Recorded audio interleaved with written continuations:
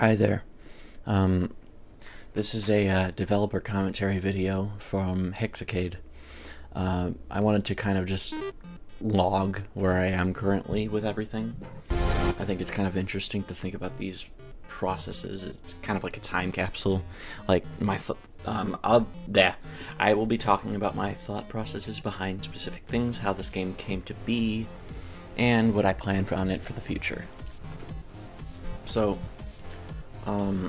Super Ragdoll Slides has taken about 2 years now, and the biggest challenge with it has just been getting the learning curve right, as well as this tutorial. This tutorial, which still has plenty of kinks to be worked out, but it started with a project that I had made for my ex. The whole concept was where it was a water slide game. She liked water slide games, so I wanted to make something for her. I wasn't very good at it. I was using a lot of free models and stuff, and I mean, it wasn't successful at all, but it was fun enough to just make. I think I had more fun making it than anything else. I think I probably had the most fun with it compared to anybody else. So after a while, a really long while, I came back to that game one day and I remembered I have this gravity coil here. And this is kind of interesting, the way I could go down these slides and then press the key at a specific time to benefit me in this slide. And that turned into a semi-tech demo for what is to soon to be Super Ragdoll Slides. That got the attention of an investor. That investor provided me with resources, mostly just programming. And that skyrocketed the rest of Super Ragdoll Slides development into where it is now, and also really encouraged me to learn more about the development process, and now I basically do everything myself. So that's how Super Ragdoll Slides came to be.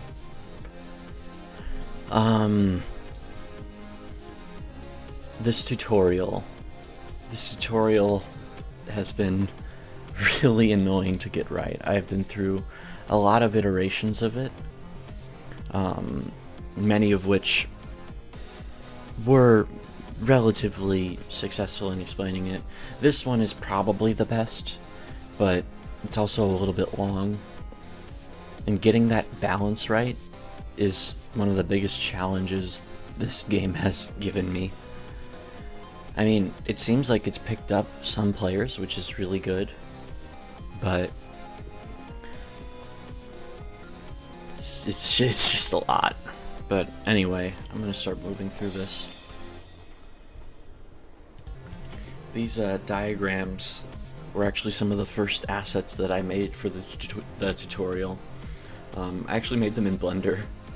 I was kind of trying to style them in a way kind of reminiscent of, I don't know if you know the Nintendo Wii. There were, whenever you opened a game that required motion controls, it showed like a little diagram thing. And I was trying to think of that when I was making this.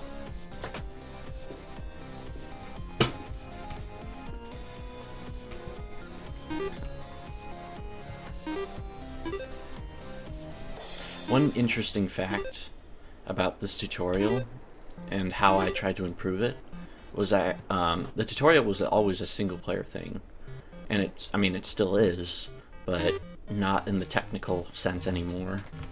Later down the line, I actually added the ability for multiple people to join the tutorial simultaneously and give support through this chat. the main reason for that was because I needed to further understand exactly what people got caught up on when playing through this tutorial, and try to like iron those little discrepancies out. So I can technically just join anyone in their tutorial sessions and monitor them. And I mean, it was just to learn about how people ran through the rat race.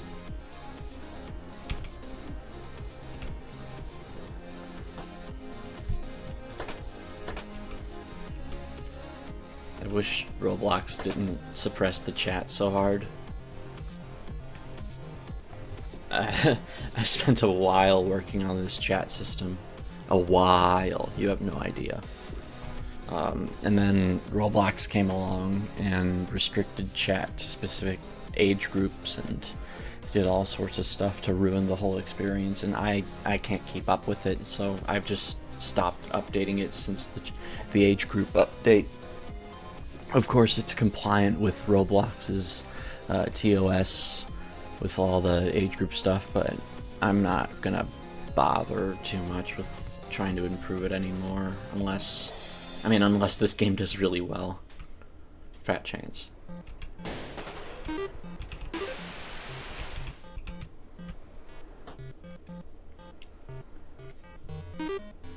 The explanation of the breaks was actually a more recent addition to the tutorial, since they're such an important feature.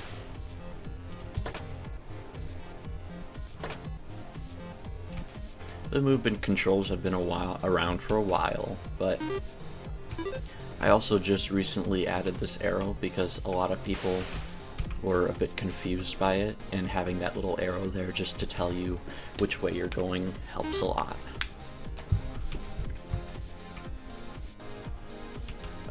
Fun fact, the music for this tutorial was actually intended to play as you went stage by stage through it.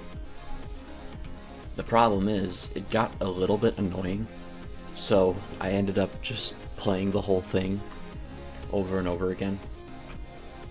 Which, that's the reason it has an ending. This is I think the only song in Super Ragdoll Slides that actually has like a proper ending.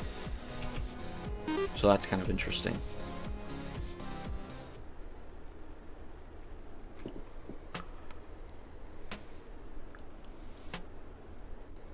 I don't have too much to say about the loading screen. It's just fun. Very fun. Very silly.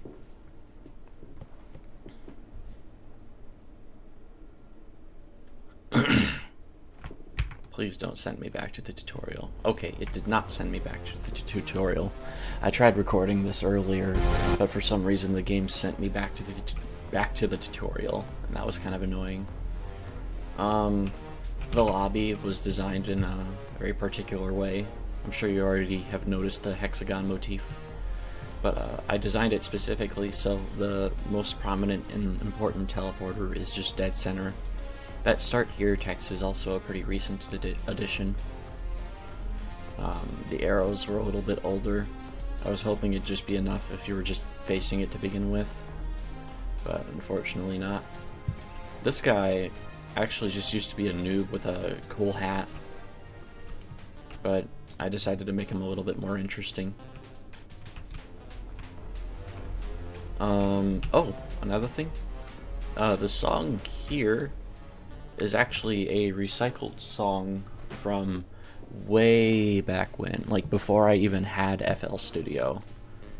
It just sounded like shoppy enough to really fit in here, and I hadn't used it for really anything else, so that's what I used it for.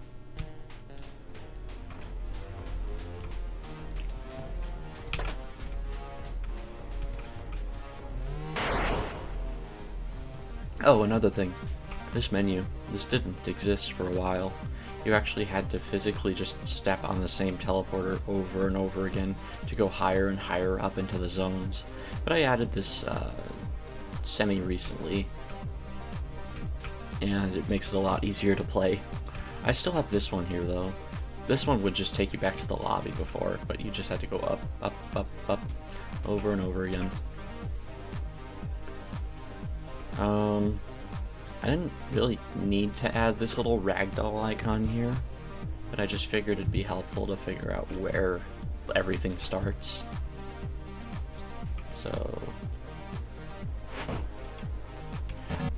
another thing, I didn't want to include this in the tutorial because I feel like it's a bit of an overwhelming detail. You don't want to pile too much on, let them kind of naturally discover it, and plus it is a pretty self-explanatory feature. This little thing, I don't know if you saw that little text there. That was designed to make sure players didn't get stuck and just remind them, you can kill yourself if you need to. Pretty easily. I really like the layout of the PC layout. The mobile layout is also pretty good. I think I did it as well as anyone really could. But PC is objectively better for basically everything. Controls, aiming, just everything. You get a mouse and a keyboard, not just a touchscreen. I don't know why the cash out sounds aren't always present. It's a bug I've been trying to chase for a little bit. Yeah, a lot of stuff starts popping up. We're just gonna get through this though. This turns gay. Nice. What should I talk about here first? So, a few of these buttons used to be different. This one used to be reset. This one used to be, I believe, a stopwatch. And, yeah, I think those are the main two. Yeah, you could just, like, pull up a stopwatch if you click a button and it'd show you the time of the current lap. I removed that because, I mean, that kind of already is present and it's a needless button. I don't want to pile too many of these buttons in here. Combos were a little bit older. They kind of help you keep track of what you're doing in gameplay. And how to do specific things. So you have undiscovered, legendary, epic. And yeah, I tiered the combos based on just like how difficult they are, how often you might be getting them. So like the common ones, these are literally just part of gameplay. You are practically guaranteed to get these. These are a little bit harder, even harder. Hardest, I made new combo legendary because I wanted to bring more attention to new combo and trying to discover more of these. Whip are gonna be really hard to make, actually. Another cool fun fact, the points actually used to be cash, but from a narrative perspective, I didn't want to continue using the word cash, so I chose points. I'm not going to elaborate much further on that. That addition came with the that change came with the addition of credits, which are pretty recent. Same with this store UI, which I'm very happy with. About 80% of all of the sounds in this game are made with a program called Jumbox. Jumbox is kind of like a free website chiptune editor thing. Pretty helpful for sound effects and if you're just getting into it, music. That was my introduction to music in general. Jumbox is a modded version of another program called Beatbox, which is basically the same thing but less features. The upgrade menu used to just be 4 different things on the screen. It was like a list of upgrades you could buy instead of this nice little panel here that you can swipe through and look at these cool little objects. Oh, and the reason it does this when you're sliding is because it doesn't work with FOV changes. It starts getting bigger and smaller. Viewport frames wouldn't cut it for me because they limit like the detail you can include. Like the neon doesn't glow, you don't get these nice reflections, the frame rate is limited, and so that becomes a challenge. But anyway, oh yeah, and then the other reason I did that was because it'd be a little easier to direct attention to this one. So I'm gonna buy that now. Get into tutorial 2. I don't know why all of the sounds are playing at like half their length, halfway through them. That's weird. Oh, the loading screen was really interesting. It took a decent amount of time to make, but there's a lot of layers to it. There's the little stars, which is a little frame-by-frame particle animation through GUI. There's the gradients in the back that fade in as the loading progresses, and then of course the big title, which is I use this thing called editable images, and that allows me to read image data, write to images. But the main thing I did was just read image data and then decompile said image into a little effect there, where it just constructs the image out of a bunch of little pixels. So that's kind of cool. Down coil. Yep, second tutorial. A lot of people get really angry when they have to go through the tutorial second time, or so they think, and then they, oh wow, I'm terrible at this. Yeah, the tutorial definitely isn't perfect. There's a lot of iteration I can go through on it. The R&D is just so time consuming though.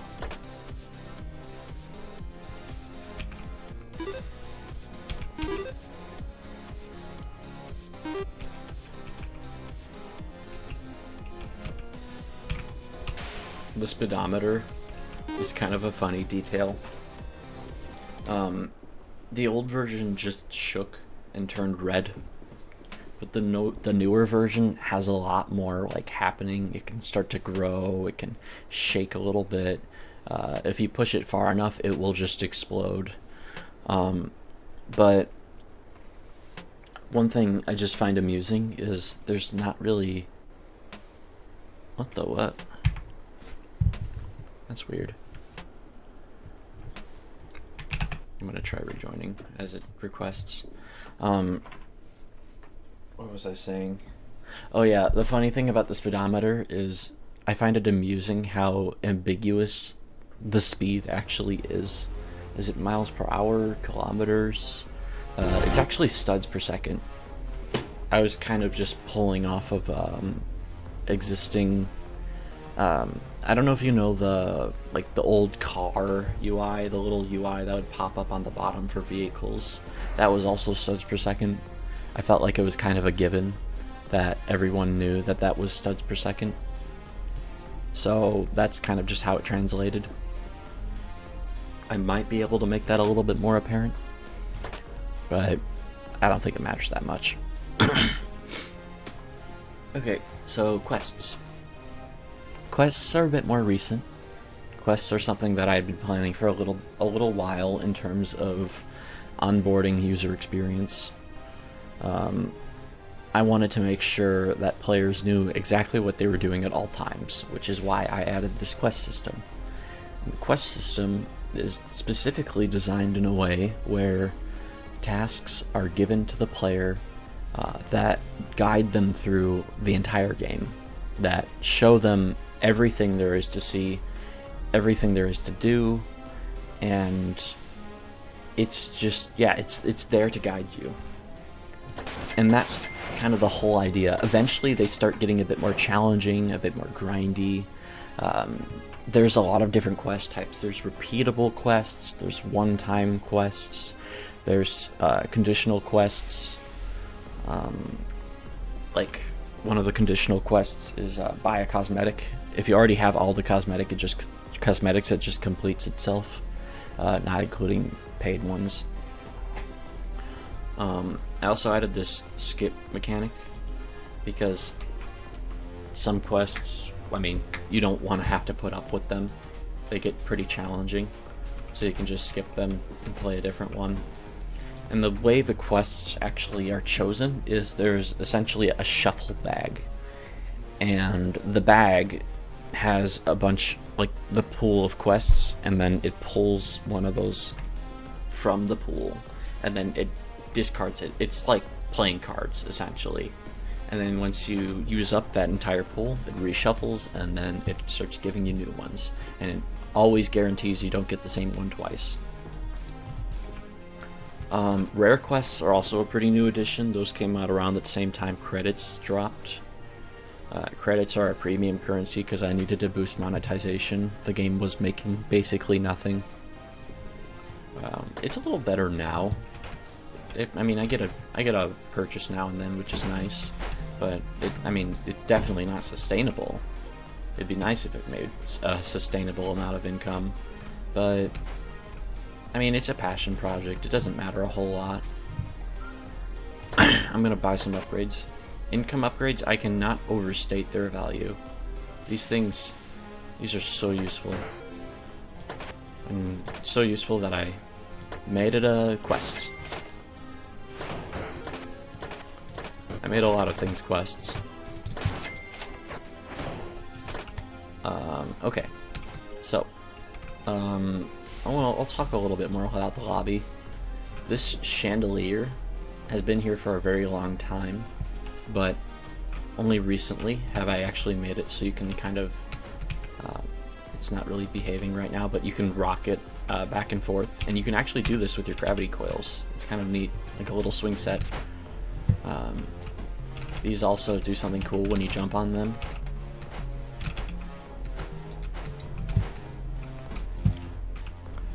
I added these spaceships, which you get a badge if you destroy it by going through it.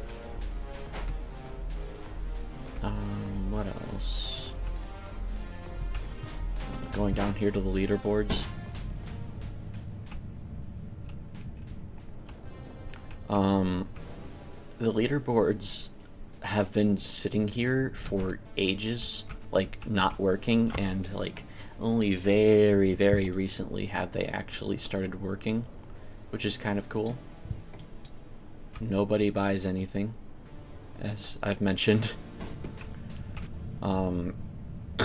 This little detail right here, I mean, it's been here for a while, but semi-recently I added a badge where if you just stare at it for a really long time, it'll do something kind of cool and give you a badge. The song name is kind of a play to that idea, a little hint to it. Staying Still by yours truly. It's also a pretty good song. I think it's probably one of my favorite songs in the whole the whole available OST as it currently stands. Jeez, sometimes this thing is really violent. I don't really know why, but it's whatever. Oh yeah.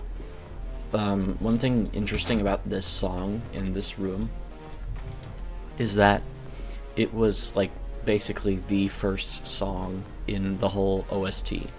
The one before it, there was one before it, was a...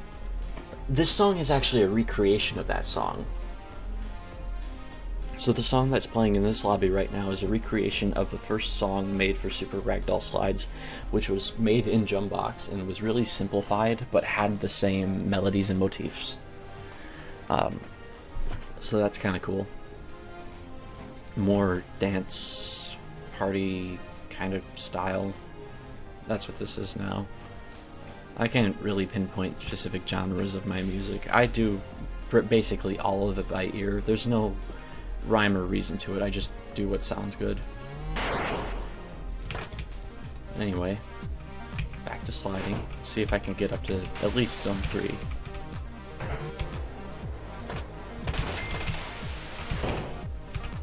Ooh, rare quest. Rare quest.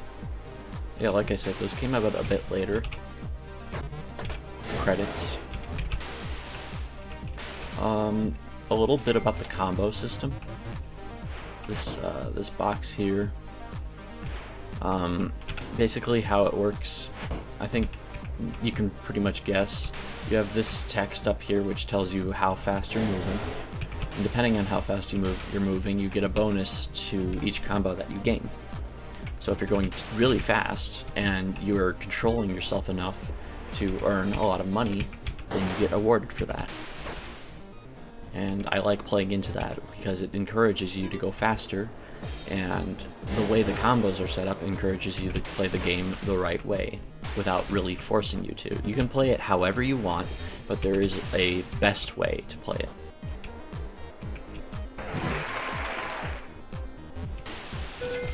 So like, there's a clearly defined lap. Oh, I can buy the next zone. There's a clearly defined lap point, and the way I designed laps was intended to be very friendly to players. This is the zones, and I was trying to think of them similarly to a skate park. Skate parks are very free, very open. There's no specific way to go about like actually going on the skate park. You can plan a way, you can do it however you want. And I was trying to embody that with these zones. Challenge slides are a bit of a different story, but if you wanted to, you can go and cheese your way to the end, the quote-unquote end of the lap. And you are more than free to do that. You will get a combo for that, a special combo called Cheese Lap. And then there's also different other types of combos, like Full Lap, Deathless Lap, Full Combo Lap, and Perfect Lap, each with their own varying difficulty. And hey, look at that, I got a Perfect Lap. So, the original 2 laps that existed at the time were just Full Lap and Deathless Lap. Those are the only 2 that existed for a while. And I had been planning on adding these other lap types for a bit, and I mean, eventually I did. And that gave me the excuse to add the first mythical combo, which I had actually had the idea for mythical combos for a really long time, but I hadn't gotten around to implementing a single one. But I've got a few in the mix here. This whole rarity system, it's not like, I mean, it isn't rocket science. A lot of Roblox games use it, and it makes things a lot more appealing to players. And that's just why I added rarities in general. I could have just made everything a white tile, and I feel like that would have been a bit bland. So, I mean, you gotta gamify it. You gotta get people to play, you know? I'm gonna buy the water. I made this one really cheap just because I wanted to remind players to drink water. I just think it's a noble little cause. Sometimes I forget to, and fun fact, drinking water actually makes you perform better when playing games. Like, you have better reaction time overall, and I mean, it's just an overall improvement. It's very helpful. You should drink water right now. This is your reminder.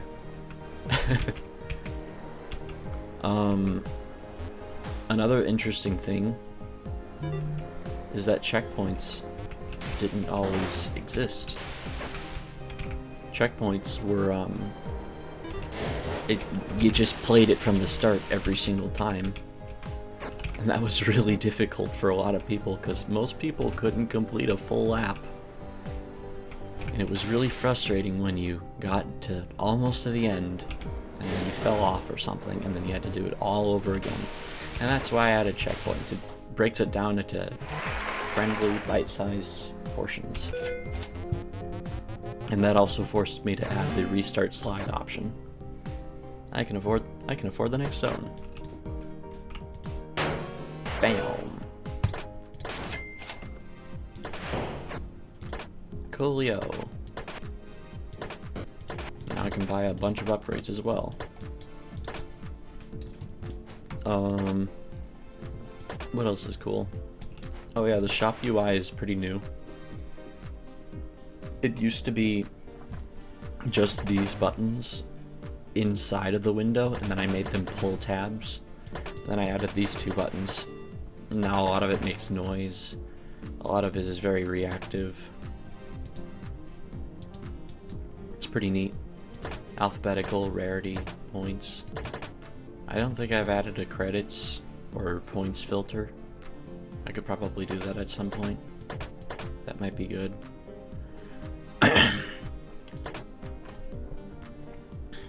Anyway, what else? Let's buy a trail. I've always been a little conflicted on the idea of trails, because the main issue I see with them is that they can kind of obstruct your vision sometimes, get in your face, and that can be a little annoying. Roblox doesn't have a lot of versatility with its particle engine. One thing I've been wanting for a while is the ability to fade out particles when they're near the camera. Being able to do that would be very nice. It'd especially look good in like more cinematic scenes where you're walking through clouds or something. Because right now when you go through them, they kind of clip through and you can see them like flashing as you pass through them, and it's very annoying.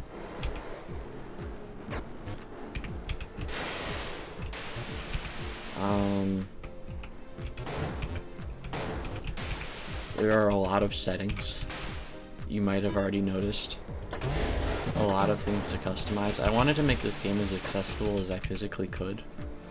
I gave people a lot of options to change the game however they prefer. So you have performance options, you have gameplay options. A lot of gameplay options. You can turn off the custom camera if you want. One little detail that's always been kind of my favorite is that like you have the little expand and contract sound for opening and closing menu, and these little bars, but when you open and close a sub menu inside of one of these, it plays it at a higher pitch. I just thought that was a nice detail. What else? Resetting to default plays a nice sound. I know nobody cares about that, but I made that sound specifically for resetting to default settings.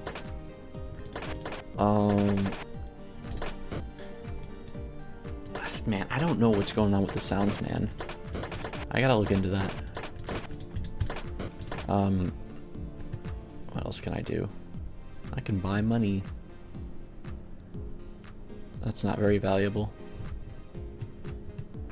Maybe I won't do that now. I'll just set my cash. Set points. I keep calling it cash. I gotta call it points. Set points hexcade. Big number. 50 million. Sure.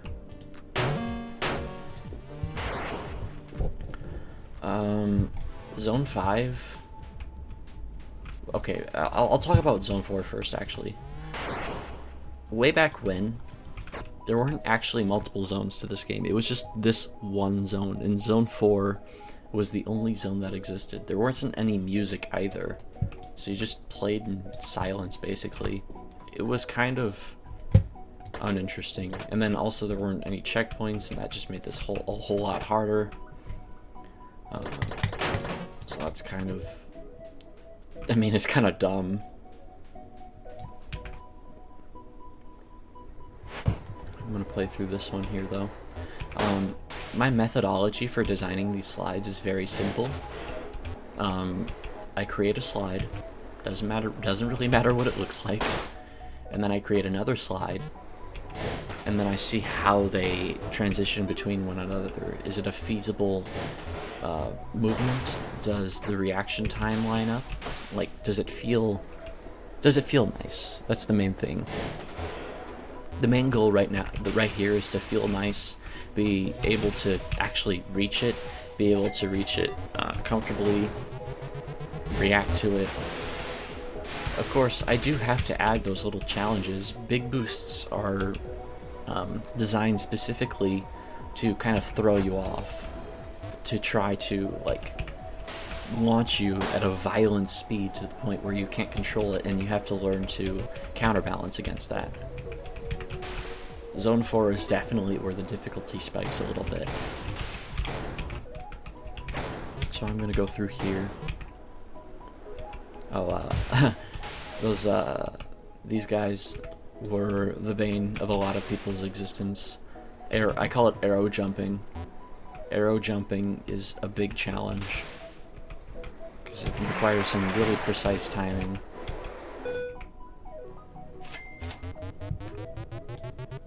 Epilepsy warning, jeez. Zone 5 is the most recent addition to the zones. It is also the most notoriously difficult. Zone 5 is me actively trying to make the game hard, because before it felt really easy for a lot of people that were really good at this game already. I might in the future move Zone 5 a little bit further into the game's progression because it is super challenging. This learning curve is deeply exponential. And I mean, I've done this a million times. I designed this track, so I make it look easy. I don't even have that much for upgrades right now. I should buy more.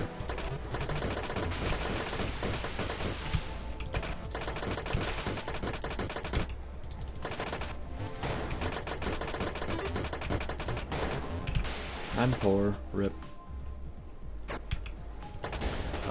Something I've always wanted to do for a while is make the cosmetics kind of semi-interactive, and the rarities for them might seem a bit odd. Like, why would I choose legendary for, I don't know, a fishing rod? These are all very mundane items, but I specifically picked these cosmetics because I wanted to make the game as friendly as I can to really anyone and their own interests. So, like, if you have an interest in, I don't know, baking, you can get a cupcake. If you have an interest in singing, you can get a microphone. If you're a pink princess, you can get a unicorn. Or just unironically use it. Sometimes I unironically use it. It's pretty fun. Rubber chicken if you're a silly guy. Just a silly little guy. But the way that I've categorized them is by how, like, interactive they are. So, like, uncommon, it's a little bit interactive. Like, we might have some VFX, maybe an animation if you're lucky. Or some defining trait, like the money bag. It goes up in price whenever I add new content. Rare is a little bit more interesting. Like, it starts doing stuff. Making sounds, VFX, squishing around. Epic starts doing a bit more. Legendary, even more. Like the mage staff, like, shoots a projectile and plays a really nice chord.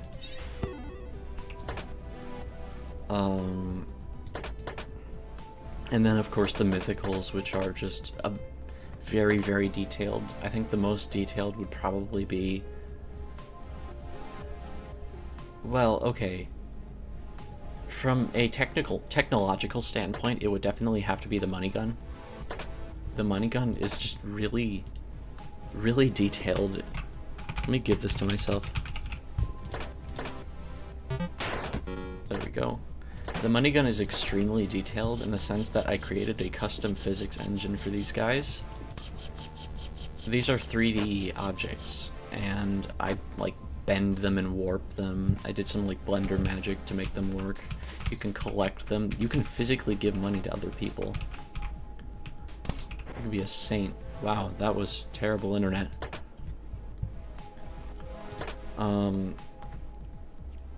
But from a gameplay perspective, it'd probably be the banhammer, because there's a lot of variety with it.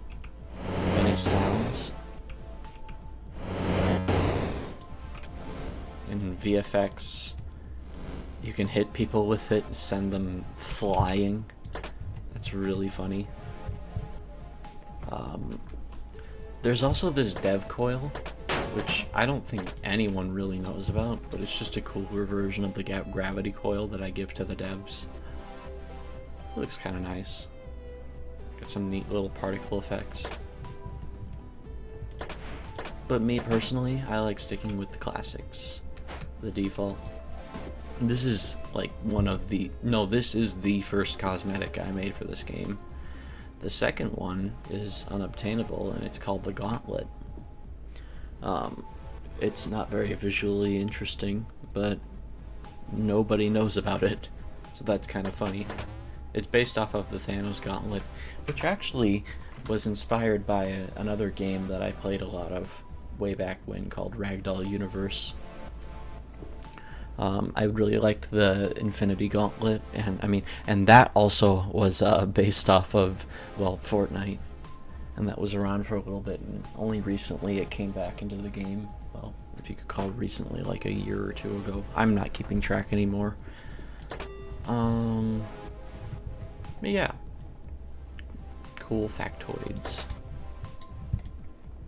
So that's the extent of the zone content, and I think I've talked a good amount about the game in terms of that. Another thing I wanted to bring up was the music. There is a lot of music in this game, and all of it is by me. I wanted to kind of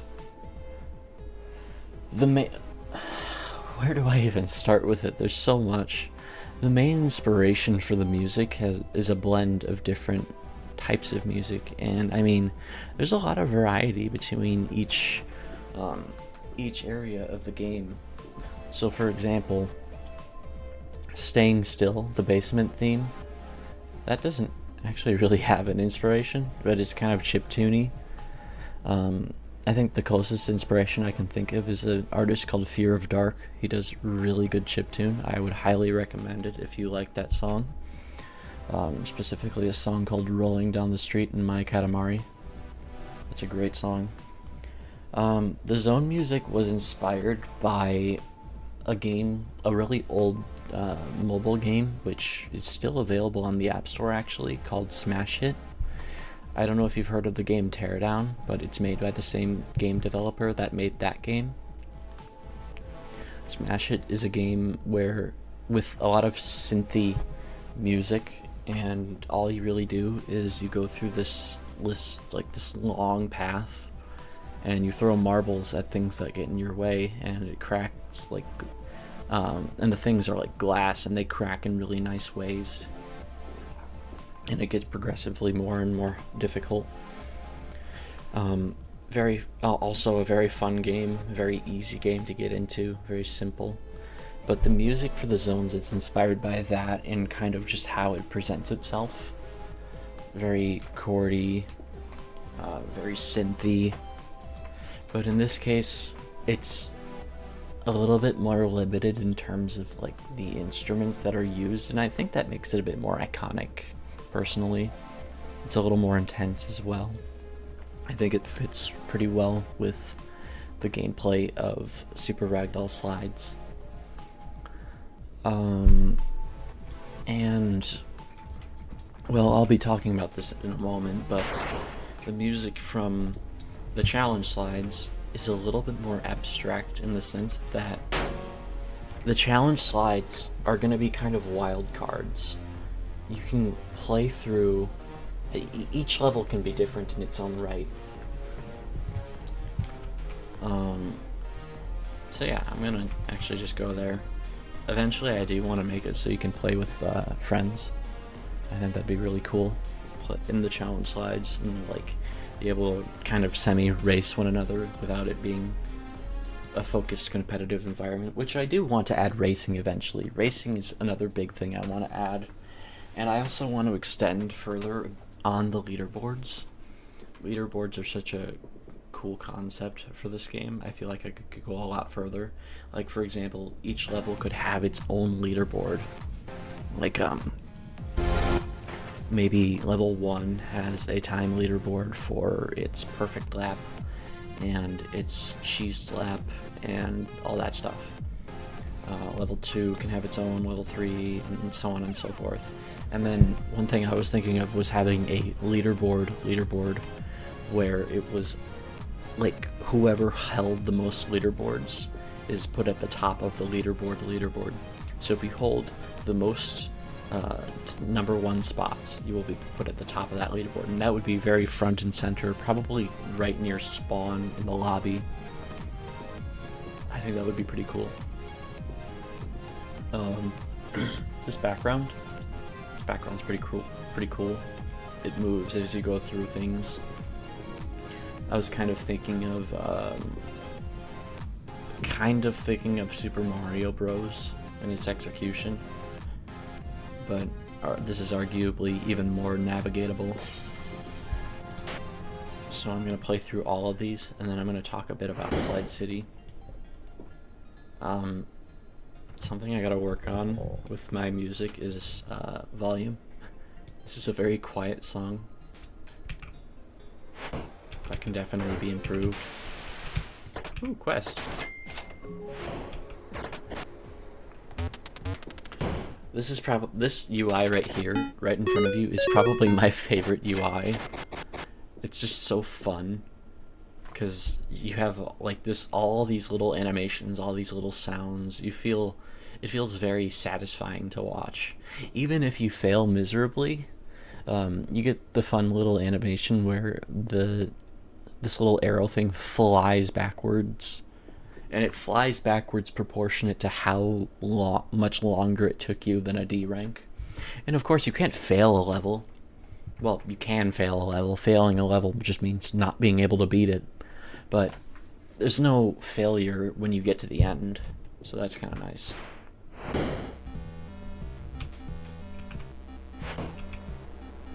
This is kind of an underdog, but I actually really like this song.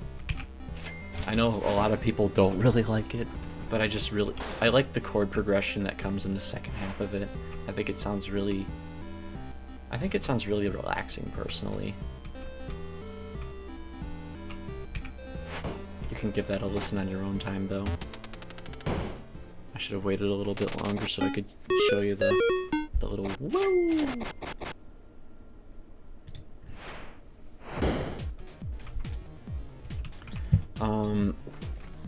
Another interesting fact, these levels, it wasn't the level that came first, it was the names of the levels that came first. So the names of the levels came first, and then I made levels based off of that, and then based off of those levels, I made music. There are so many scrapped music tracks for this game, it is not even funny. I think about a good third of my time just goes into the music alone.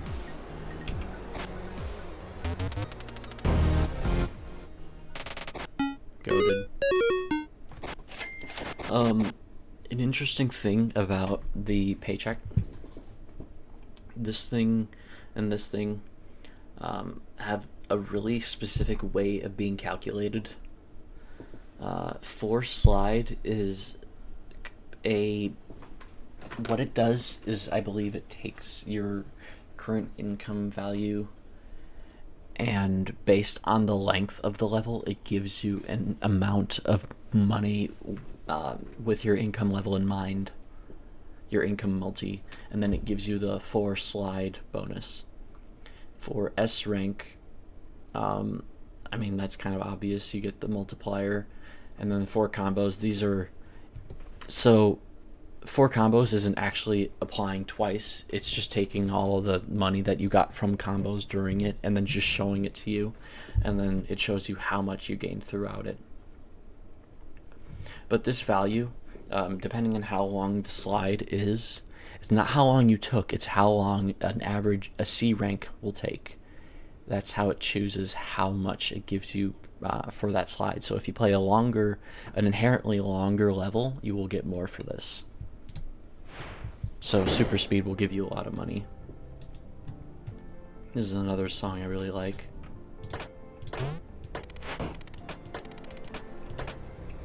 Very relaxing.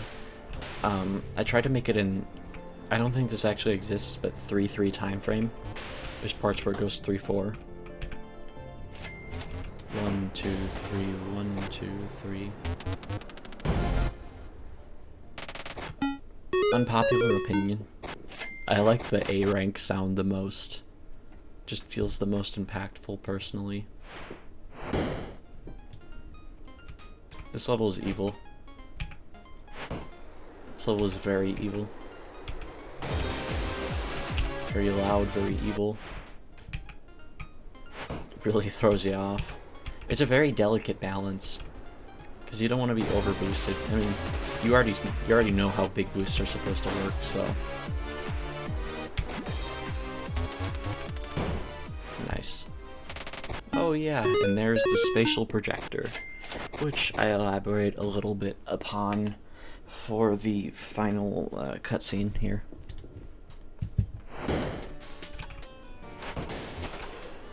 Silly Straw is a very silly level. It's a very easy level if you know what you're doing. Just simple gravity switches.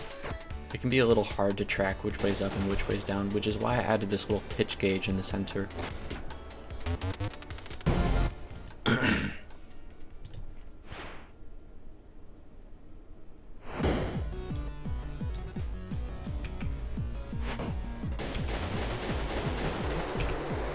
This is another really difficult level. It's kind of like Surprise, but with a really fast level that gives you a pretty good amount of money.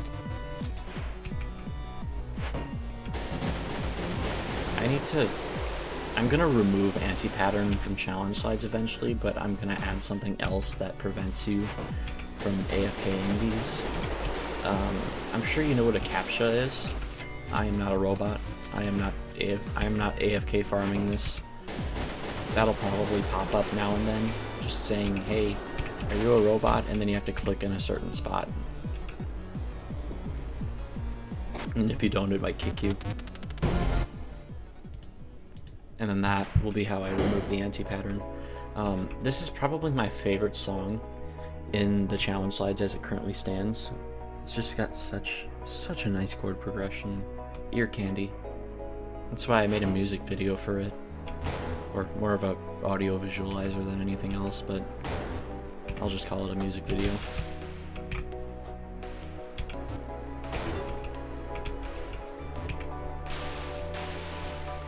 Unfortunately, all these levels are pretty short, and I mean the main reason for that is like I'm literally the only one working on these, and these are already very time-consuming to make as is.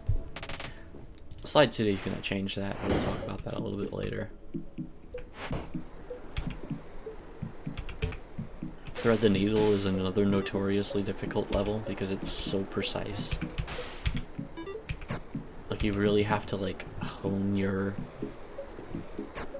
understanding of the physics, which I think I just failed. Yep. I probably could have made this level easier. Just really goes to show how sharp the difficulty spike is.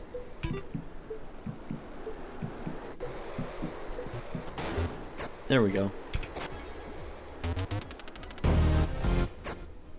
SS ranks are pretty hard to get unless you're really putting your mind to it. I'm not super focused right now, I'm just talking. Huh. This is actually the first song that was added to any level. All the other songs actually had no music for a while. And then this one was the only one with any music. And it has segmented music at that. Like now it changed the track, what it's playing. So that's kind of cool. And as you go through more and more, it progresses more and more.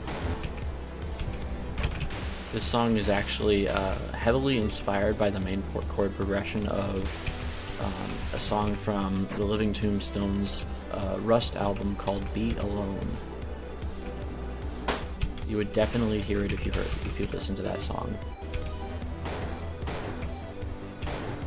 I like the Living Tombstone, they're a pretty big inspiration for all of my stuff. Hopefully I can collab with them one day on this game.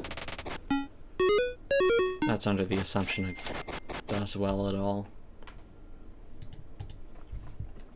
And here we are.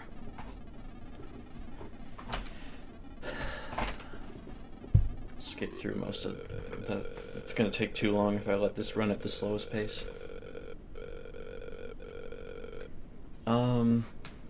I don't want to get too much into what I'm planning on for the story here, because it is pretty interesting, and I mean, I want to make sure I save most of this if the game does do well.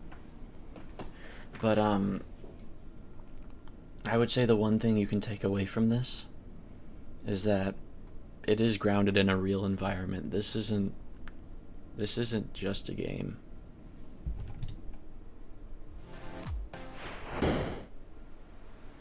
Ooh, look at that. Little developer cut. I'm gonna go back level select.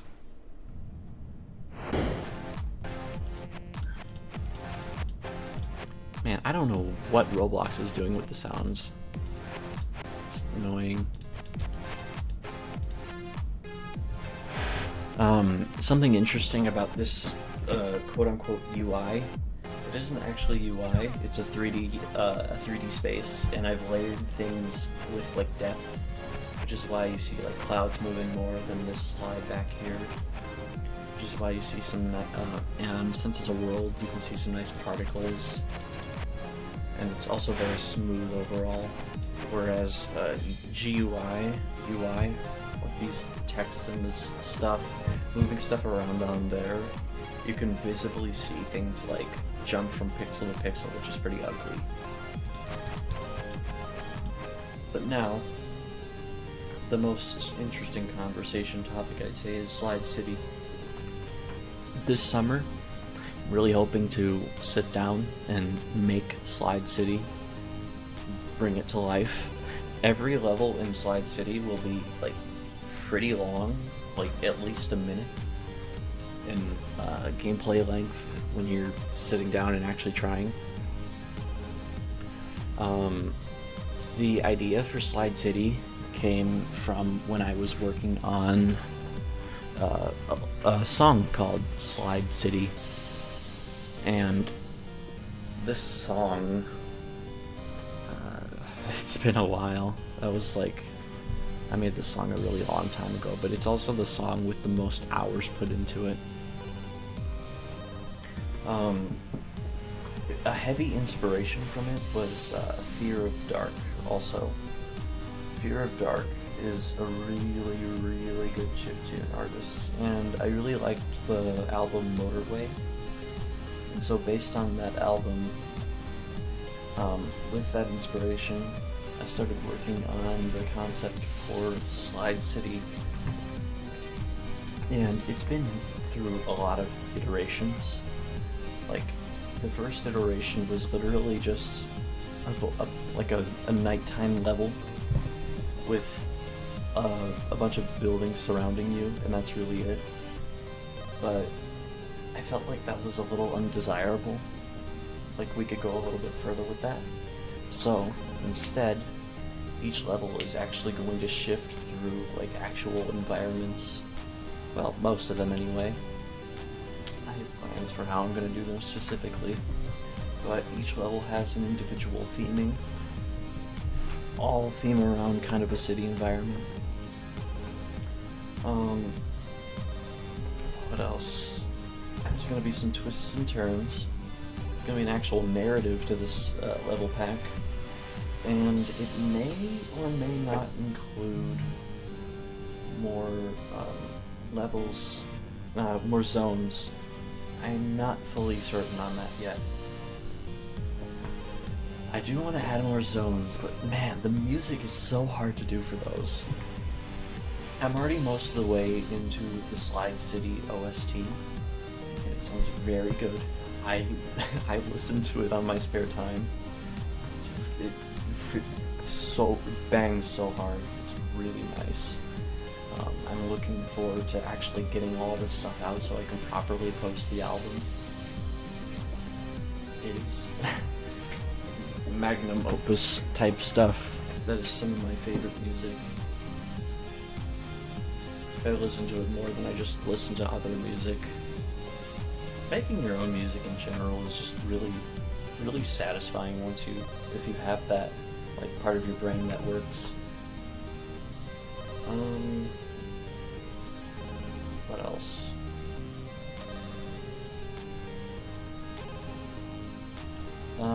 each level will have some pretty big logistical challenges. One of the levels that I'm kind of daunting is this level called Drag Race.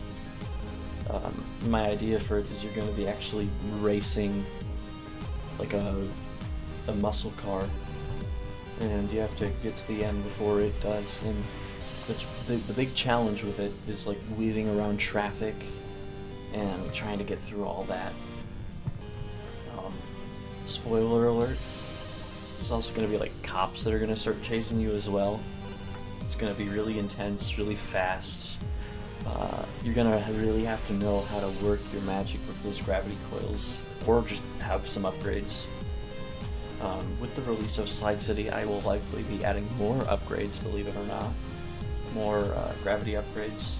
Hopefully I can improve the physics engine a little bit more, hopefully for lower end devices.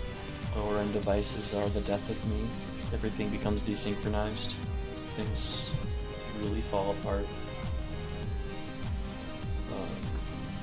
Maybe in the future I'll be able to get more scripting support on this game. It's kind of hard doing it all on my own. I think there's about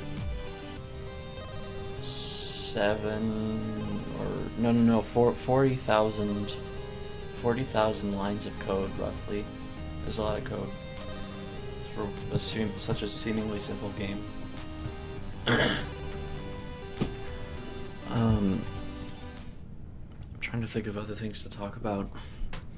I feel like I've gone over most of it.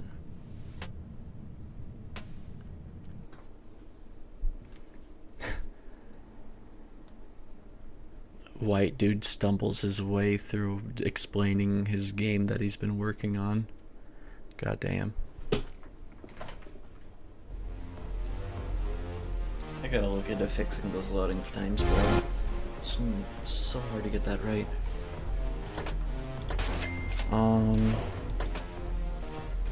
Yeah. I think I've gone over pretty much everything I wanted to go over. Hopefully, I mean, if anyone actually passively listens to this, I'm sure most of it is just going to be passive listening. They get some enjoyment out of it, maybe some insights into game design and the thought processes behind that. I don't think I touched much on game design in general. You have to think of it very pragmatically. Like, how is a player going to interact with this feature? This seemingly good feature. How is a player going to see this? So, for example, I would say something to keep in mind if you're taking suggestions from a community is that all of the suggestions are going to be in the player's best interest. And that means a good chunk of them are going to try to make the game easier. Like autoplay or something along those lines. Allow us to AFK grind this game. Allow us to buy more income upgrades. All of them seek to improve their... speed up their experience or improve their experience. The ones you should be paying the most attention to are the ones that improve their experience. Not speed up, improve. That's the big difference there. When working on this game, I like to divide my... I use Trello to keep track of things. It's very helpful, especially when working with more than one person. But I like to divide things into mechanics, content, and features. Mechanics are core defining gameplay, well, mechanics that the player will be using the most of to experience the game. So, for example, in this case, it's the gravity mechanics, ragdolling, standard Roblox player controls, and in other contexts it might be, I don't know, using a sword, using a walkie-talkie. You get the idea. And then the next category is content. Content is the things that the mechanics interact with. So, for example, you have the mechanic of using a sword, But the content is the sword itself, what the sword looks like, what the sword, it's not what the sword does, but like the sword's stats. The content here, or the mechanic here, would be customization, customizing your coils, and then the content would be the coils, like the individual ones, like the cat, the shark plush, the seal plush, toy gun, that kind of stuff. And the last one is features. Features are similar to mechanics, but the thing that clearly defines them is they often build upon other existing mechanics. So a feature might be you can pull out a sword, but auto swing is a feature of that. It builds on top of existing mechanics. That's like probably the main definitive factor of the feature. Quality of life. That's basically the descriptor. But those are the three ways I divide games into like fundamental levels, and it makes it very easy to think about what this game is made up of exactly, and where you plan to go with it, what you should work on first, that kind of stuff. Another thing, if you have an idea and you feel like it could be good, just listen to yourself and go with it, see how it feels, what makes sense, what doesn't. Maybe you will likely find a way to improve on it. And don't make things too complicated. Think about being new. You don't want to throw a million mechanics at the player to begin with. You want to gradually introduce those to them. It makes it a lot easier to follow. And the less like buttons you need and stuff, the better. So simple gameplay is much easier. There's a difference between simple gameplay and strategic gameplay though.